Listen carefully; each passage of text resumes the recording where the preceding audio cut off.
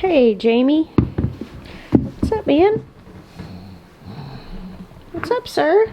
Jamie is not a big fan of me. He is very much a fan of Asher, but he'll tolerate me petting him occasionally. I had to bring all these plants off my front porch yesterday. I need to get them in some pots. But we had our first freeze last night, so everything that was frost tender out front had to come inside. Now, today is a really special day, but you have to milk the cow on the farm even on special days. And I'm about to head outside. Maya's getting the feed, and I have someone here today to help me that has not milked Hope yet. So on November 9th of 2005, I was 19 years old, very, very pregnant, and overdue. In fact, a couple days over my due date. I had already been sent home from the hospital 3 times, having had early labor, false labor, whatever you want to call it. And I had been scheduled for an induction that night. This is before I really got into like natural birth and all of that. And I was determined that I would not get sent home from the hospital again. So when I woke up on November 9th of 2005 in labor, I ended up laboring all day, going about my normal business. Went to lunch with my mom, picked my little brother and sister up from school, refusing to go to the hospital until that night when I was scheduled to go in for an induction, because I could not face the heartbreak of going in expecting to have my first baby and being sent home again. So I didn't go in until 8 o'clock when I was supposed to be there. And when I got there, I was already 6 centimeters dilated. And my water broke right after I got there. And 3 hours later, I met this dude for the first time. I'm telling about 16 years ago today. Which means that today is his 16th birthday. The boy that made me a mama, Jack. He's been sitting here in the driver's seat for the last hour. I think he's ready to do some driving today. Yeah, but first we have a cow to milk. So you gonna come help me? Your first time milking at 16 years old, huh? We've milked goats, but yeah, cow milking. I'm sure it's similar. Yeah, it's similar. I'll do most of it, but you can do a little. Okay. Come on, birthday boy. So I don't always do birthday stuff on my channel for my kids, just because I have a lot of kids and some of their birthdays are really close together. Jackson's my only fall baby, but I figured 16th birthday is a pretty big deal, right? Gotta make a video. Jackson is actually playing hooky today, right, Jackie? What? You playing hooky today? You know Coach Matthews watches our channel. Oh, not coming to school, yeah. Sorry, it took me a second. I woke up at 6 thinking we were taking Asher to like chest meet. We had already taken Asher to the chest meet to leave for the chest meet. Where's Asher? And they're like, he's gone. I was like, oh.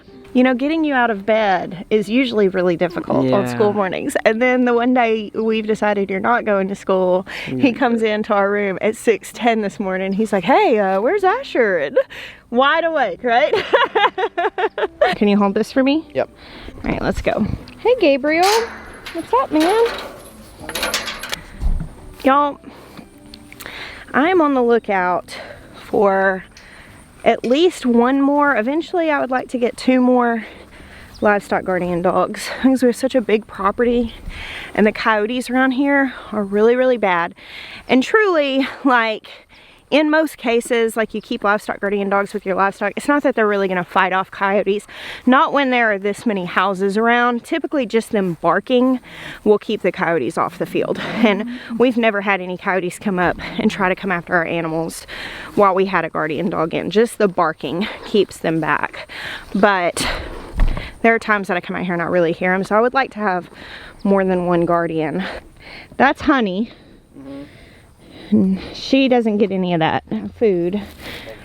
She's gonna try to get past us. We're not gonna let her in because she wants to go drink the milk. We're gonna get it first. All right, so. No, Gabe. Let's move this. Is it bad if I wear this knife? Oh, no, it's good.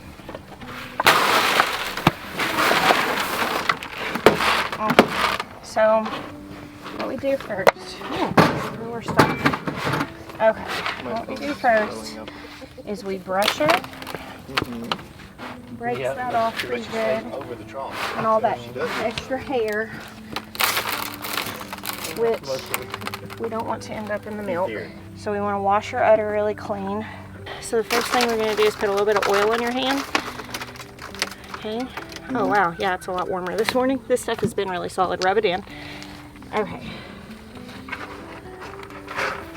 Alright. So I want you to come here. Right here. Sit down. Careful, this stool is wobbly. And grab this and just squeeze it in. Okay.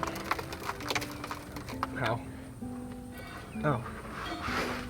And then you do this for like, oh. Okay. She's moving. You grab those front two and I'll get these back too. Okay? And I'll grab the bucket if she starts to move. You want to do this one? You got anything with this? You can do it. You can do both.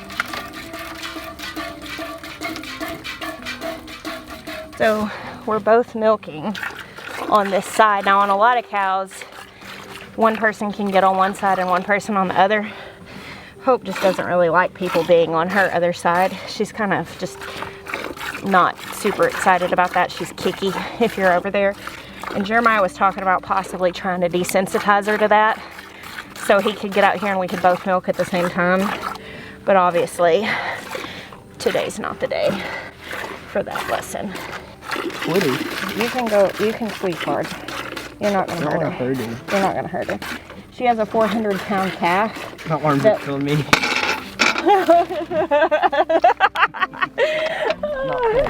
Not feeling that. Well, I'm about to get in here and teach her she can't do that. So she kicked. She did. Did she kick you? She didn't get you. No.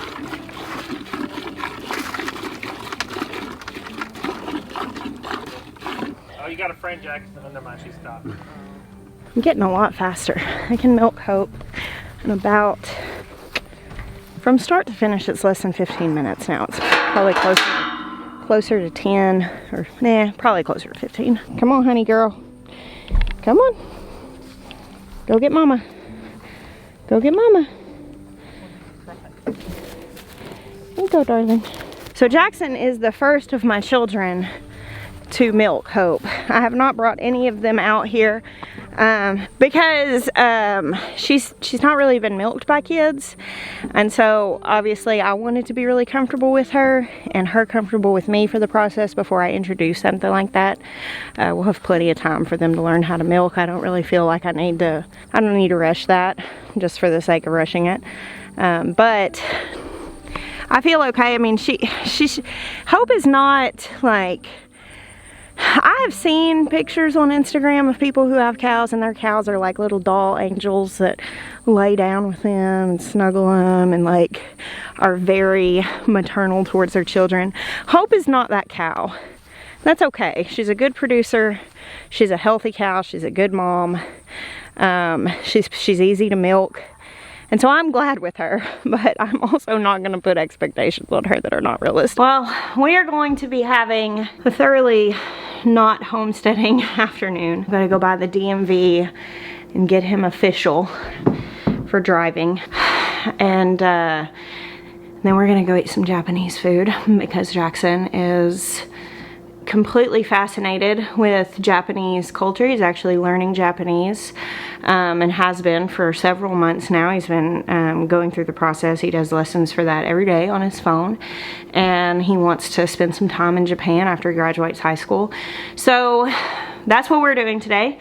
And I'm going to leave my camera here as to be very present in that situation, but I did want to just kind of take a minute and share with you guys why today is special. So thank you guys for hanging out with us on the most homesteading part of our day. And bless you. Until next time.